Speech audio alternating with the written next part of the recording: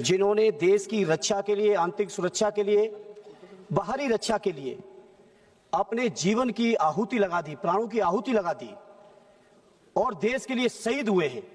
सबसे पहले मैं उन शहीदों को नमन करता हूं अपनी ओर से और अपनी पार्टी और माननीय अखिलेश यादव जी की ओर से। सभापति जी, हमने बचपन से ही श्रद्धेय नेताजी का सानिध्य पाया और ये मेरा सौभाग्य है कि जब तक हम होश संभाले तब तक श्रद्धेय नेताजी देश के रक्षा मंत्री बन गए थे। हमारे परिवार में भी बहुत सारे सैनिक रहे। हमारे बड़े ताऊ जो श्रद्धेय नेताजी से बड़े थे वो खुद सेना में थे। सेना के लोगों का, पैरामिलिट्री फोर्सेस के लोगों का दर्द, एहसास, परेशानियां, मैं बड़ी जिम्मेदारी से कहता हूं सभापति जी, हम लोग जो देहातों से आए हुए हैं, किसानों के परिवारों से आए हुए, उनसे बेहतर कोई समझ नहीं सकता है। सभापति जी, अभी 2 दिन पहले नक्सलवाद पर चर्चा चल रही थी इसी सदन में। देश के गृह मंत्री जी कह रहे थे कि देश के अंदर नक्सलवाद खत्म किया है। मैं गृह मंत्री जी से जानना चाहता हूं, उस दिन भी थोड़ा सवाल किया था और बेहतर होता कि आज माननीय गृह मंत्री जी स्वयं होते। मैंने उस दिन भी कहा था, अरे गृह राज्य मंत्री जी हैं, स्वीकार हैं, लेकिन पूरा देश जानता है गृह मंत्री जी के फैसले से ही देश चल रहा है। यह बात पूरा देश जानता है, उसको हम नहीं दोहराना चाहते को। सभापति जी, जहां हम लोग इस बात के लिए फक्र महसूस कर रहे हैं, पूरा देश फक्र महसूस कर रहा है कि नक्सलवाद खत्म हुआ या खत्म होने की कगार पे है, तो बेहतर होता कि केंद्र की सरकार कुछ ऐसा कानून लाती इस सदन में कि जिनकी दम पर, जिनकी कुर्बानियों से, जिनके त्याग, तपस्या, बलिदानों से जो हमें नक्सलवाद खत्म करने का मौका मिला है, आज हम लोग कम से कम उनके लिए कुछ सुविधाएं बढ़ा रहे होते, उनके लिए कुछ सेवाओं में रियायत दे रहे होते, उनकी कहीं हम पे से लेके और तमाम चीजों को बढ़ा रहे होते, तो शायद अब पूरा सदन फक्र के साथ उस बिल को पास कर रहा होता। लेकिन सभापति जी, ये जो बिल लाया गया है, ये बिल जो केंद्रीय सशस्त्र पुलिस बल सामान्य प्रशासक विधेयक 2026, बहुत जिम्मेदारी से कह रहा हूं और ये बात सरकार के लोगों, माननीय मंत्री जी, मुझे लगता नहीं है कि आपने जिनके नाम से ये बिल ला रहे हो, प्रशासनिक सुधार की बात कर रहे हो, मुझे नहीं लगता है कि आपने कोई केंद्रीय आर्म पुलिस बल के अधिकारियों के डेलीगेशन से आप मिले हो। हम में से अधिकांश सांसद ऐसे हैं जिनके दरवाजों पर आके हमारे अधिकारी लोग अपना दर्द बता के गए। काश आपने इस बिल को, विधेयक को ड्राफ्ट करने से पहले उनके दर्द को सुना होता।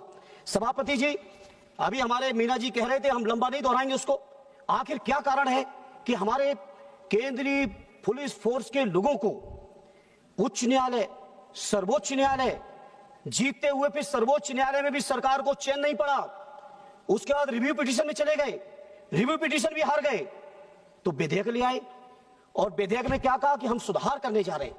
क्या सुधार कर रहे हैं आप जितने भी केंद्रीय पैरामिलिट्री फोर्सेज हैं, उन फोर्सेज में आप आईपीएस को डेपुटेशन पे लाके ऊपर से बैठाना चाहते हो। पूरे जीवन की जो उनकी मेहनत है, त्याग है, तपस्या है, जो अनुभव है, विपरीत परिस्थितियों में काम करने वाला, उन अनुभवी अधिकारियों का पूरी तरह से आप उपेक्षा कर रहे हैं, मनोबल तोड़ रहे हैं। हमसे लोग मिले 23 मई 2025 के जो माननीय सर्वोच्च न्यायालय के फैसले को लेकर, 13,000 क्लास 1 के ऑफिसर हैं केंद्रीय फोर्सेज में, 10 लाख से ज्यादा हमारे जवान हैं, लेकिन दुर्भाग्य यह है कि जवानों को अपनी सुविधाओं के लिए न्यायालय की शरण में जाना पड़ रहा है। जहां हम इस फैसले की चर्चा कर रहे हैं, वहीं जनवरी 2023 में दिल्ली उच्च न्यायालय को एक फैसला देना पड़ा और दिल्ली उच्च न्यायालय ने एक फैसला दिया कि पूरे के पूरे पैरामिलिट्री फोर्सेस को, केंद्रीय आर्म फोर्सेस जो हैं, इनको ओल्ड पेंशन ओपीएस मिलनी चाहिए। सरकार बजाय इसके कि ओपीएस दे, सरकार सर्वोच्च न्यायालय में अपील में चली गई। अब सर्वोच्च न्यायालय से भी अगर ये जीतेंगे तो रिव्यू में जाइएगा, रिव्यू से भी जीत जाएंगे तो फिर से एक बिल ले आइएगा। हमने मान लिया कि आपका बहुमत है, लेकिन ये बहुमत देश की सेना का, देश के हमारे जो पैरामिलिट्री फोर्सेस हैं, केंद्रीय आर्म रिजर्व फोर्सेस हैं, उनका मनोबल गिराने के लिए बहुमत आपका काम कर रहा है। सभापति जी, श्रद्धेय नेताजी ने रक्षा मंत्री रहते हुए हमारे रक्षा मंत्रालय के जो हमारे सैनिक हैं, उनके लिए तमाम सुविधाएं बढ़ाने की कोशिश की, तो अब क्या कर दिया आपने? हालांकि रक्षा मंत्री जी मौजूद नहीं है, लेकिन सरकार की सामूहिक जिम्मेदारी है। आपने हमारे रक्षा मंत्रालय के सैनिकों को पेंशन न देनी पड़े तो उसके लिए अग्निवीर की टेम्परेरी नौकरी ले आए। क्या कर रही है सरकार? क्या कर रही है सरकार? इस सरकार की जो नीयत है मैं समझ ही नहीं पा रहा हूं। आखिर हमारे CRPF, BSF, CISF, ITBT, SSB के जो हमारे लाखों जवान हैं, उन जवानों के मनोबल को क्यों गिरा रहे हो? क्या रखा है आईपीएस की सेंट्रलाइज ताकत देने में? क्या रखा है कि केवल गृह मंत्रालय ताकतवर हो जाए, बाकी देश के किसी मंत्रालय की ताकत बढ़े या घटे, इस बात से कोई मतलब नहीं है सरकार को। इसलिए मैं इस मौके पर बहुत जिम्मेदारी से कहता हूं, ये बिल जो आया है, ये बिल देश के सशस्त्र सुरक्षा बलों का मनोबल गिराने के लिए आया है। और मैं गृह मंत्री जी जिम्मेदारी से कह रहा हूं, ये बात जो कह रहा हूं रिकॉर्ड में रहेगी हमेशा। ये जो कुछ भी आप लोग कानून बना रहे हो, चाहे इस बिल के माध्यम से हमारे केंद्रीय सुरक्षा बलों के मनोबल को गिरा रहे हो, उनके पदों को घटा रहे हो, 13-13 साल 15-15 साल हो जा रहे हैं, उनको प्रमोशन नहीं मिल रहा है। जितनी अवधि में आईपीएस लोगों को 3 से 4 प्रमोशन मिल रहे हैं, उतनी अवधि में हमारे पैरामिलिट्री फोर्सेस के अधिकारियों को 25-25 साल तक एक पदों पर पड़े हैं, कोई प्रमोशन नहीं मिल रहा है। और उसको कानूनी अमली जामा पहनाने के लिए जब हमारे सैनिक साथी, जब हमारे पुलिस के बल के लोग, केंद्रीय पुलिस बल के लोग न्यायालय से जीत जाते हैं, तो आप कानून ले आते हो। उसके बाद राजा साहब आप बहुत तारीफ कर रहे हो, मैं समझता हूं पूरा देश का अर्धसैनिक बल इस बात को देख रहा है, पूरे देश की हर सीमा पे देख रहे हैं लोग, जो हमारे देश की 13,000 किलोमीटर की जो सीमा है उसको देख रहे हैं। नक्सलवाद के उस इलाके के में बैठे हमारे सैनिक देख रहे हैं, और वो इस बात को भी देख रहे हैं कि कौन कौन सांसद खड़े होके जब हमारा गला काटा जा रहा था तो उस गले काटने में तालियां बजाने का काम कर रहे थे, और कौन ऐसे साथी थे जो कम से कम कुछ कर पाए न कर पाए, संख्या की दृष्टि से भले ही हम कमजोर बने रहे, लेकिन हमारी पार्टी और हमारा विपक्ष पूरी तरह से हम अपने सैनिकों के साथ खड़े हुए, अपने जवानों के साथ खड़े हुए। इन्हें सभापति जी, मैं इस मौके पर आपसे कहूंगा, उस दिन गृह मंत्री जी की मौजूदगी में भी कहा था, आज फिर इस बात को मैं दोहराना चाहता हूं, जो भी हमारे सैनिक सीमा पर शहीद हो, नक्सल से लेकर अगर किसी भी ऑपरेशन में शहीद होते हैं, तो उन सैनिकों को शहीद का दर्जा मिलना चाहिए। आप सोचिए, पुलवामा पे हमला हुआ, 19 का चुनाव चल रहा था, घड़ियालू आंसू बहा रहे थे पूरे सत्ता पक्ष के लोग, घड़ियालू आंसू बहा रहे थे।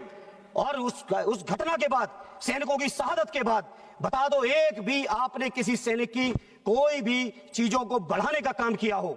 अगर टाइम कम हो जाएगा तो हमारे पीछे वाले साथी हमारे लिए टाइम छोड़ देंगे, कोई चिंता नहीं है, क्योंकि सभापति जी सत्ता पक्ष वालों से पूछ रहे हैं कितना देर बोलना है। एक बार कृपा करके विपक्ष वालों से भी पूछ लिया करिए, जिससे आपके प्रति भी सम्मान बढ़े विपक्ष के लोगों के बीच। धर्मेंद्र जी बहुत वरिष्ठ हैं जी, धर्मेंद्र जी आप बहुत वरिष्ठ हैं, अभी तक तो मैंने टोका नहीं कि बात, अरे ये बात आपने, वो कान में सूचना जा रही थी, क्या मैंने उस पर मैंने सभापति जी, अब ये टाइम तो मैं आप ही के कोटे में डालूंगा, पार्टी कोटे में नहीं।